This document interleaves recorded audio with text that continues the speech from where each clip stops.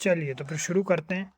तो फिर अभी आज अपन डिस्कस करने वाले हैं पीएनबी ग्लिट्स लिमिटेड को। तो ये जो पीएनबी ग्लिट्स लिमिटेड है काफ़ी पॉपुलर कंपनी है, ठीक। तो बेसिकली अभी क्या है, आज इस कंपनी ने कि बेसिकली इनके स्टॉक ने जो है 81.60 रुपीज़ टच किया है, जो कि 20% की रैली है। 13.60 रुपीज़ से इन्होंने अपसाइड रैली की है और बहुत बहुत बड़ी रैली की है और अच्छे खासे वॉल्यूम के साथ रैली की है। तो अब इसमें क्या है, इसमें अगर अपने को पोजीशन बनानी है तो अपन क्या करेंगे, और इसके बारे में डिस्कशन हो रहा था ट्रेडिंग कम्युनिटी में। और ट्रेडिंग कम्युनिटी से याद आया, अभी कुछ दिन में या हो सकता है कि आज या कल में ही अपन एक पोर्टफोलियो यहाँ पे रिलीज़ करेंगे हम, और उस पोर्टफोलियो में हम बेसिकली कौन कौन से स्टॉक वॉच लिस्ट में हैं उनको आप लोगों को शेयर कर दिया करेंगे, ठीक है।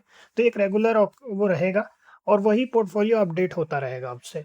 तो ये एक बेसिकली हमने सोचा कि एक स्टेबल पोर्टफोलियो को कैसे बना करके हम एटलीस्ट स्टेबल पोर्टफोलियोज पे ही काम करते हैं, 4 महीने के लिए होल्ड करते हैं और उसके बाद इसी तरीके से चलता है। और क्वार्टरली होल्डिंग का रूल रहता है हमारे यहाँ। तो खैर वो सब आप लोगों के साथ जब पोर्टफोलियो शेयर करेंगे तब बताएंगे। अभी पीएनबी ग्लिट्स का इतना इसमें ये है कि देखिए अभी इतनी बड़ी रैली कर चुका है कि इसमें पोजीशन बनाना थोड़ा सा रिस्की है। अभी अपन चलिए इनके थोड़ा फाइनेंसेस देख लेते हैं। तो ट्रेंड लाइन के अंदर यहाँ अपने को ट्रेंड लाइन के अंदर अपन फाइनेंसेस अगर अपन देखना चाहें इनके, तो क्वार्टरली रिजल्ट्स वगैरह देखिए। यहाँ पे क्वार्टरली रिजल्ट्स जो हैं पॉजिटिव क्वार्टर है, ओवरऑल नेट प्रॉफिट है ना, ये भी पॉजिटिव है, बढ़ा है नेट प्रॉफिट भी। और अपन सीधा चलिए एनुअल रिजल्ट्स को देख लेते हैं। तो एनुअल रिजल्ट्स में भी देखते हैं। एनुअल रिजल्ट्स में हालांकि एनुअल रिजल्ट अगर अपन देखें तो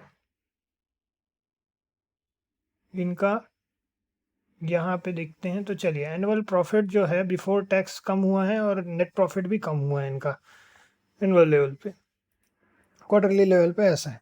और बाय द वे जो हमेशा हम स्क्रीनर यूज़ करते हैं, स्क्रीनर अभी कुछ अंडर मेंटेनेंस चल रहा है, यहाँ पे अंडर मेंटेनेंस दिखा रहा है, इसीलिए हमने ट्रेंड लाइन यूज़ किया। ट्रेंड लाइन भी फ्री है, बहुत अच्छा टूल है ये भी, इसको भी यूज़ कर सकते हैं। काफ़ी कुछ इसमें बताता है ट्रेंड लाइन के अंदर, काफ़ी सारी चीज़ें। तो चलिए पार्टनरशिप और होल्डिंग वगैरह देख लेते हैं। तो पीएनबी ऑफकोर्स इसको होल्ड करेगा, पीएनबी ग्लिट्स पीएनबी के ही है ना।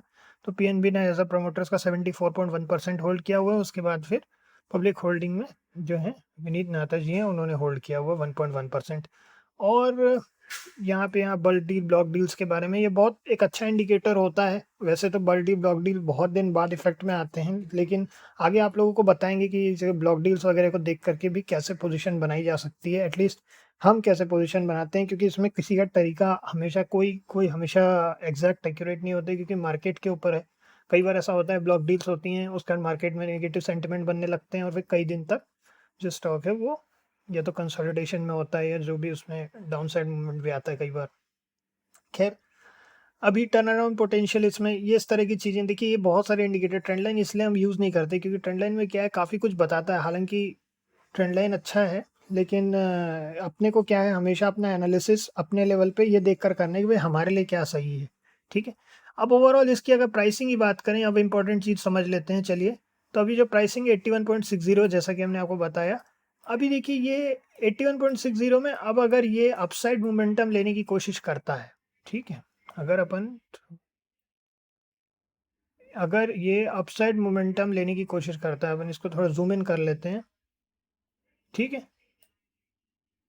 81.60 से अगर मान लीजिए ये उसके अपसाइड निकलता है, 81.60 से 82.20 तक कम से कम हम वेट करेंगे। अगर इसको ये ब्रेकआउट देता है तो हो सकता है कि थोड़ा सा अच्छा मोमेंटम 1-2 रुपये या और भी ज़्यादा भी जा सकता है। विक यहाँ पे अपने को देख रही है, वीकली विक, हालांकि वीकली लेवल्स हैं इसीलिए अपन चलते हैं। चलिए डेली लेवल्स पे, जब भी इतनी बड़ी रैली होती है most of the time selling आती है। देखिए कितनी बड़ी, मतलब गैप अप हुआ और गैप अप होकर के इतना बड़ा रैली किया है इसने, बहुत बड़ी बाइंग आई है, ठीक है। तो ये खैर इसमें ऐसा है कि 82.20 के बाद ही कोई पोजीशन एटलीस्ट हम कंसिडरेशन में लेंगे। वैसे तो इतनी बड़ी रैली के बाद चांसेस कम होते हैं, बट देखते हैं चलिए, है ना।